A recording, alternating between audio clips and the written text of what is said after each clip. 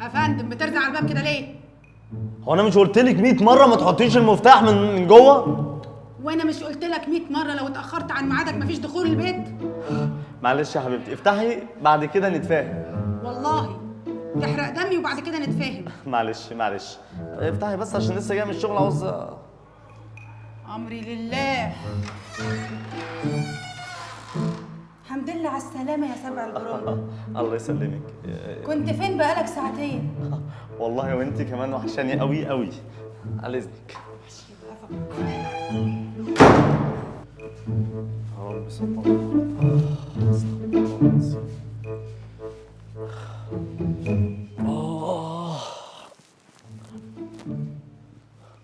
احنا مش متفقين ان احنا ورانا ميعاد مهم النهارده وقايله لك ومتفقه معاك؟ ميعاد ما ترد عليا. ميعاد ايه يعني؟ هو عيد ميلاد بنت خالتي خلاص بقى ميعاد مهم. طبعا ميعاد مهم. يعني نسيب بقى شغلنا ودنيتنا وحياتنا ونروح عيد ميلاد بنت خالتك في يوم وخالتك بتولد في يوم ومش هو في ايه؟ طيب هو احنا مش ورانا شغل وورانا دنيا؟ والله يعني حضرتك بتقلل من أهمية عيلتي اللي من أعرق عائلات البلد. أنا أبويا سنة 86 دخل مصر صناعة صواريخ رمضان بعد ما كنتوا بتفرقعوا بومب، وبنت خالتي اللي أنت بتستهتر في عيد ميلادها دي من أكبر مدربين التنمية البشرية في الجيزة كلها. صواريخ ده هي علبة صواريخ. فاكرة علبة الصواريخ اللي جبناها من عنده؟ فاكراها لما ساعة انت كنت بتفتحيها قامت مفرقعة في وشك؟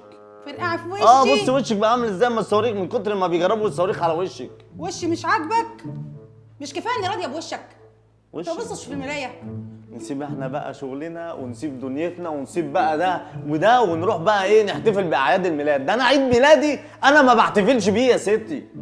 عيد ميلادك؟ وانت اصلا عيد ميلادك ليه لازمه اصلا؟ وبعدين كنت فين لغايه دلوقتي؟ كنت بتخوني طبعا زي ما هو متوقع منك، صح؟ يا حبيبتي انا خلصت شغل الساعه 6 وقعدت بقى اخون فيكي من الساعه 6 لحد 7:30 وجيت هنا على طول. طبعا لازم تستظرف. وانت يعني هتحس بيا زي ما اي زوج بيحس بمراته؟ انا مش عارف انا اعمل ايه دلوقتي. كنت اطير بقى انا بقى اخلص شغلي بقى واقوم طاير على البيت هنا على طول، صح؟ على الاقل كنت تيجي في ميعادك مش متاخر ساعتين. كنت فين لغايه دلوقتي؟ يا ستي هكون فين يعني؟ يا ستي هكون فين؟ انا دلوقتي ساكن في فيصل وانا شغلي في التجمع، يعني اكيد يعني المسافه ديت بتقعد ساعتين وثلاثه. ده احمدي ربنا ان انا وصلت في الميعاد ده. ما انت عارف ان النهارده يا عيد. ستي احمدي ربنا. خلاص حرام عليكي والله هتطفشيني من البيت. احمدي ربنا ان انا وصلت اصلا في الميعاد دوت. والله في ناس تانية ما بتوصل اصلا. الحمد لله. ايه في ايه؟ ما انت عارف ان عيد ميلاد لولا بنت خالتي النهارده ولغايه دلوقتي ما اشتريناش هديه.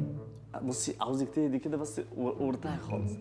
انا كان عندي هديه كنت واخدها من ابن خالي وشايلها في الدرج زي ما هي. هجيبها يا ستي بكرتونتها بدنيتها وهديها لك. لا يا بابا انا ما ينفعنيش الكلام ده، وحركاتك القذره دي. قذره؟ انت بتحسسيني ان انا هجيب لها علبه حشيش وادسها لها في العيد الميلاد وابلغ عنها؟ يا بنتي الهديه زي ما هي. انا ابن خالي ده كان جايبها لي هديه من امريكا زي ما هي هناخدها ونديها لها. بقول لك ايه، انا ما ينفعنيش الكلام ده. انت تتصرف دلوقتي في 300 جنيه وتديهم لي عشان اجيب لها هديه. انت فالحه بس كده في المصاريف. عاوزه ابقى فلوس هاتي 300 جنيه 300. يا ستي انا هديلك امي 300 جنيه بس اصبري عليا. بقول لك ايه، والله ان مدتني فلوس الهديه لعكنن عليك من دلوقتي لغايه رمضان اللي جاي. يا ستي خدي رمضان الجاي. هو النكد عندكم بقى بتايمر؟ خدي يا ستي 300 جنيه هم، مع اني والله كنت شايلهم للضروره بس ده يهون عشان اللي جابوا خالتك. خدي امسكي. ايه؟ قصدي اللي جابوا بنت خالتك عشان عيد ميلادها وكده يعني. يعني انت بتديهم لي عشان خايف من النكد مش عشان بتحبني؟ يعني انا لو مش مديهم لك عشان بحبك هترجعيهم؟ لا طبعا. طب خلاص كتمي بقى. كتم؟ ايه ده؟ الباب بيخبط. انت مستنيه حد ولا ايه؟ استنى مين دلوقتي؟ هو تكون امك جت تطب على دماغنا تاني؟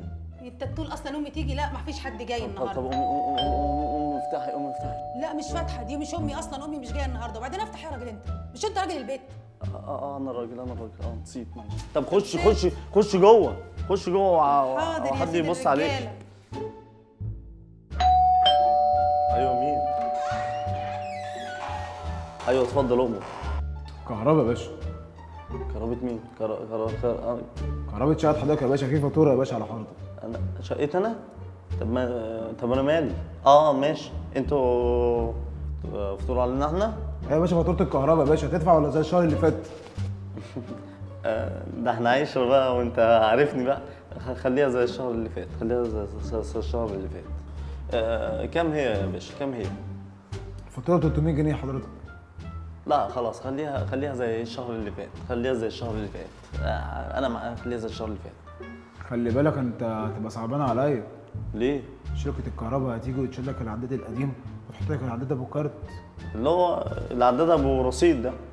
يا عم اقول لك انا حاجه، شيل عداد الكهرباء وخد عداد المايه معاك. كده هي قاعده هنا، انا ما بجيش، انا في شغلي على طول. شيله. والله انت صعبان عليا. ليه يا باشا؟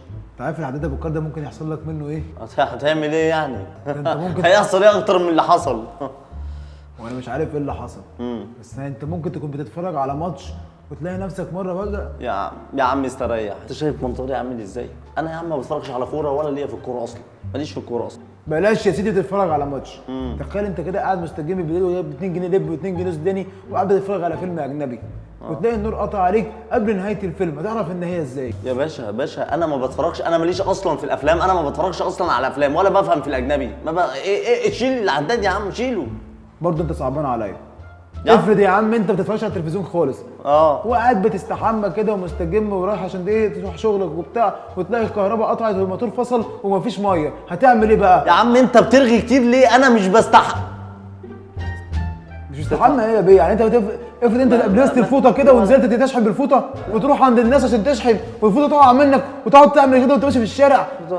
يا بيه ما ينفعش يا بيه. لا فوطه ايه اللي اجري بيها في الشارع؟ ايه يا عم انت ايه اللي جرى في دماغك؟ انت ايه اللي جرى لك؟ انت ازاي تتخيلني اصلا وانا رابط الفوطه وبجري في الشارع؟ انت بتتكلم ازاي يا عم انت؟ خلاص انا هدفع لك. انت عاوز فلوس الكهرباء؟ هي كام؟ 300 جنيه يا باشا. 300 جنيه؟ يشيلوا عداد. هي منحوسه والله لسه بس انا رايح والله يخرب بيتي. بقول لك ايه؟ ايدي كانت 300 جنيه اللي لسه مديهم لك. ليه ان شاء الله؟ الراجل لو ما اديتلوش ال 300 جنيه مش هنستحمى. الراجل بتاع الكهرباء. راجل مين ده؟ الراجل محصل الكهرباء قال لي هات ال 300 جنيه علينا 300 جنيه، وقال لي لو ما دفعتوش 300 جنيه دلوقتي الميه هتقطع عندكم والكهرباء كل حاجه. يا سلام. والله. انت مديهم لي بايد اليمين عشان تاخدهم بالايد الشمال؟ يا حبيبتي انا هعمل ايه؟ هو راجل قال لي دلوقتي لو انت ما دفعتش 300 جنيه مش يعني انت يرضيكي جوزك ما يستحماش ويبقى ريحته وحشه، والجيران تقول لي جوزك ابو ريحه وحشه اهو؟ يعني انت خايف من العداد ومش خايف من النكد؟ وانت مش خايفه من ربنا ومش خايفه من ريحه الوحشه لما الناس كلها تذلك بريحه جوزك الوحشه؟ ما تجيبي يا ستي هات. يا اخويا يعني جت على ريحتك الوحشه؟ ما كل حاجه فيك وحشه. معلش اتفضل، امري لله وقابل بقى. لا حول ولا قوه الا بالله، سبحان الله ونعم الوكيل فيه. خد يا باشا. يا باشا انا سامعكم وانتوا بتدعوا عليا على فكره، بقى انك صعبان عليا. لا دي بتدعي لك دعوتين، بتقول لك ربنا يكرمك. بتدعي لك. بتدعي لي. ماشي. حسبي الله ونعم الوكيل. سامع؟ بتحاسبن بذكر بقى ودعاء، وهي بتقول حسبنا الله ونعم الوكيل في الظالم. بتدعي عليا انا. معلش عامة يا باشا مبروك عليك العداد وادي الفاتوره. اتفضل يا باشا. ربنا يخليك يا ربنا يخليك. مع السلامه يا باشا. طب يا باشا الباب مش هتقفله يا باشا ولا ايه؟ عشان توفر كهرباء. ماشي يا عم، غور يا عم. ولدي لا يا حبيبتي، ما عاوزك تهدي اعصابي خالص. بصي استني، ادي الهديه هي اللي كان جايبها لي ابن خالي. دي كيسه هي، بصي جميله خالص وحلوه. بصي شكلها حلو، يعني زي ما هي بكيسه هنديها له. والله العظيم دي هيفرح، هيطير بيها. خدي. امري لله. كتير. ومحدش كان يعرف إن هدية ابن خالته عبارة عن مجموعة من البوكسرات الرجالي.